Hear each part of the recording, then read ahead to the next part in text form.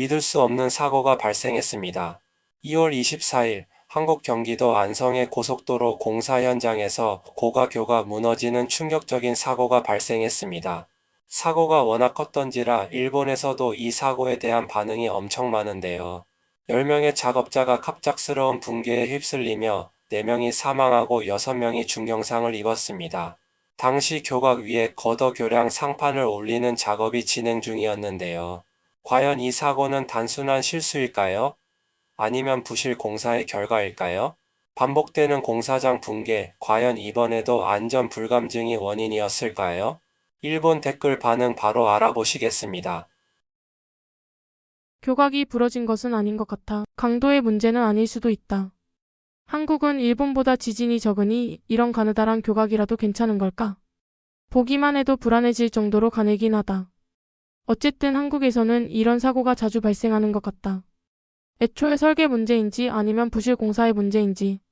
일본에서도 최근 공사 사고가 늘고 있는 것 같아. 앞으로 국내에서는 이런 일이 발생하지 않기를 바란다. 무엇보다 놀라운 것은 교각이 너무 가늘다는 것. 마치 원피스 캐릭터처럼 길고 가늘다. 젓가락처럼 보일 정도다. 재발 방지를 위해 고가도로 교각을 더 두껍게 만드는 것이 좋다고 생각한다. 일본에서는 강도 문제로 이런 설계는 허가가 나지 않을 것이다. 일본에서도 건설 중이던 신메이신 고가도로가 무너져 사망 사고가 발생했던 것이 떠오른다. 정말 이런 건설 현장에서 일하시는 분들 덕분에 우리가 인프라를 누릴 수 있는 만큼 더 이상 사고가 없는 세상이 되기를 바랄 뿐이다. 사망하신 분들의 명복을 빈다. 다리든 백화점이든 이 나라 한국에서는 건축물 붕괴 사고가 자주 발생해서 마음이 아프면서도 한편으로는 역시 그럴 만했지라는 생각도 들고 항상 복잡한 기분이 된다. 어쨌든 부상자들이 무사히 회복되기를 바란다. 사망하신 분들의 명복을 빕니다. 또한 부상자들이 하루빨리 회복되기를 바랍니다. 일본에서도 같은 사고가 발생하지 않도록 너무 신중할 정도로 철저하게 안전 대책을 세우면서 건설 공사를 진행했으면 좋겠다. 공사 속도보다 안전 최우선이 가장 중요한 문제다. 가설 공법이 정확히 어떤 방식인지 모르겠지만 사진 KOR의 WAV를 보면 일단 임시 다리를 놓고 육상에서 미리 교각 세그먼트를 조립한 후 상판을 올리려 했던 것 같다. 아마 교각에 올릴 때 실수가 있어서 떨어진 게 아닐까?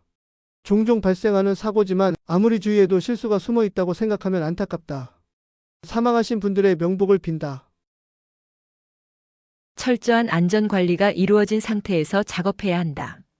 북한처럼 속도 우선, 자재 절감, 완공되기만 하면 끝이라는 식의 공법, 무너지면 운이 나빴다는 식의 사고방식은 이제 그만둬야 한다.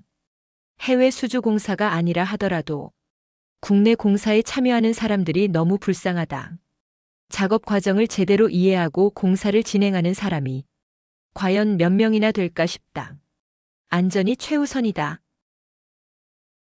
공사 중인 건물이나 구조물은 각 부분이 서로 지탱하지 않기 때문에 완공된 상태보다 쉽게 무너질 수 있다고 생각한다. 하지만 미완성 상태에서도 어느 정도 지진 등에 견딜 수 있도록 설계되지 않는 걸까? 도대체 왜 무너진 걸까? 확실히 중대한 사고이자 안타까운 사건이지만 점심 뉴스에서 NHK가 톱 뉴스로 보도할 만한 사건일까? 여기는 일본인데 더 우선적으로 보도해야 할 뉴스가 있지 않을까 싶다. 붕괴 순간을 영상으로 봤는데 솔직히 말해 당연한 결과라는 생각이 들었다. 누가 봐도 철근이 제대로 들어있지 않은 얇은 교각 기초로 보였다. 공법이 다를 수도 있지만 일본에서도 이런 문제에 최대한 신경 써서 작업했으면 좋겠다. 송출 방식으로 다리를 설치하려다가 아래로 그대로 떨어진 것이니 결국 교량 자체가 붕괴한 것이다. 제작 과정에서 문제가 있었는지, 조립 과정에서 오류가 있었는지, 아니면 공법 자체의 문제인지가 중요하다. 일본에서도 교량 붕괴 사고가 점점 늘어나는 추세라. 이번 사건의 원인이 밝혀지기를 바란다. 1980년대 후반 1990년대 초반에 한국 공장과 계약해 의류를 생산했던 경험이 있다. 그때 한국은 이직률이 매우 높아 담당 직원이 자주 바뀌었고 인수인계도 제대로 이루어지지 않았다.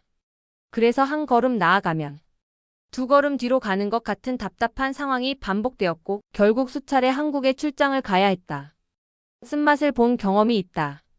그때는 이직이 마치 스테이터스처럼 보였는데 이런 문화가 지금도 바뀌지 않았다니 안타깝다.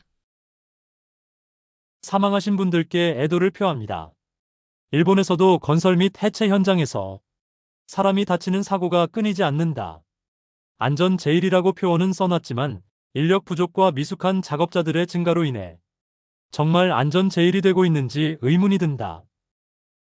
한국의 건설 품질을 논하기 전에 일본에서도 요즘 건설 사고가 늘어나는 것 같다.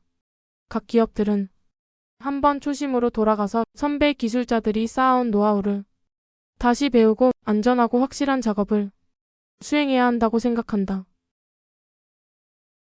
고속도로 건설 현장에서 교량을 지탱하던 길이 50m, 철제 구조물 5개가 연쇄적으로 붕괴되었다고 한다.